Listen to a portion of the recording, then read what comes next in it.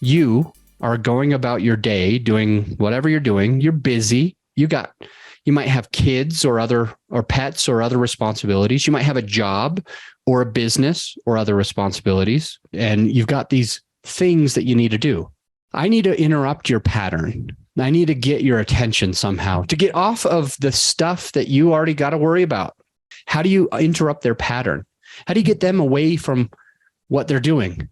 It's not a manipulative bad thing to grab their attention, as long as it's a genuine thing. Like if you grab their attention and you give a hook and the story and the offer had nothing to do with the hook, then it's bad. But as long as you're grabbing their attention and it's up and up, all on the up and up, you're going to be able to support them, your listener, at a much higher level. So the hook is a question. It's an outrageous statement.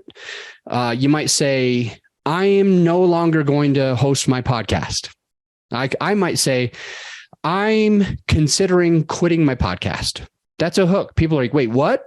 And that grabs people's attention. And then you can get into it. So the hook, as long as it has something to do with the rest of it, it's going to be good. A fact that's surprising, a question that makes them think, that's your hook. What is your story? Well, for this podcast, I gave you the hook that we were going to have 4 amazing things that keep your listeners. The story is the 4 amazing things, or the 5. It's the breadcrumbs, the cliffhangers, the seeding, hook, story, offer, and how to end an episode. So my story is the actual content. Another way of saying this, write this down, tell them what you're going to tell them. The middle one is tell them.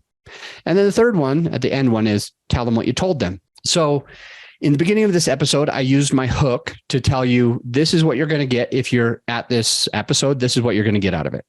My story is actually delivering what I told you I would deliver. Now I'm going to give you these 5 things. I'm going to give you details to explain the content that you should get out of this episode, like breadcrumbs, cliffhangers, seeding, hook, story, offer, and ending an episode, for example. So I talk about the story you already told them what you're going to tell them in the beginning. That was your hook. Now you're going to tell them this is your story. And then at the end, you're going to wrap it up, tell them what you told them. You're going to make sure that they understand, they identify, and they know how to get the value out of what you're teaching.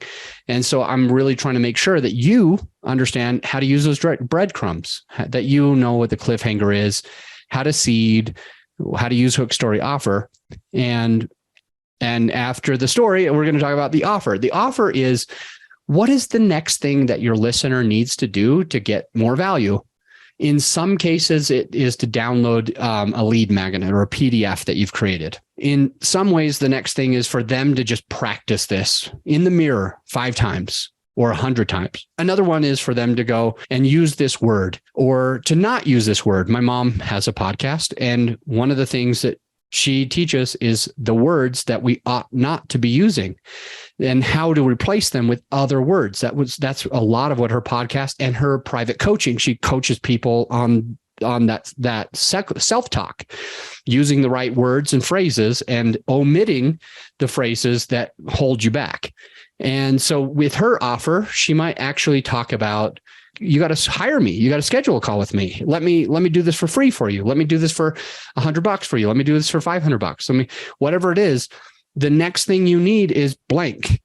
So sometimes on my podcast, I might say the offer is, if you need somebody to run your paid advertising, that's what we do. On a different episode, I might say, if you need somebody to edit all your podcasts and handle all the back office. So all you got to do is figure out what you're going to teach and then teach it.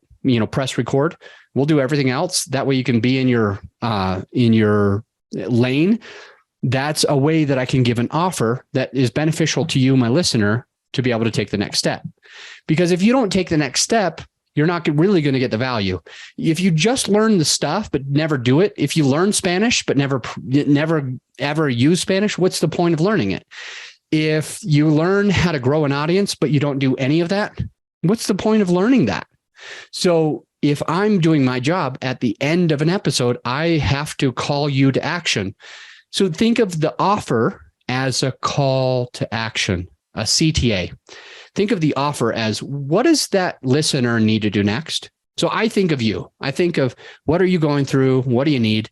And at the end of each episode, I really do try to think of what would be a good thing for you to do next.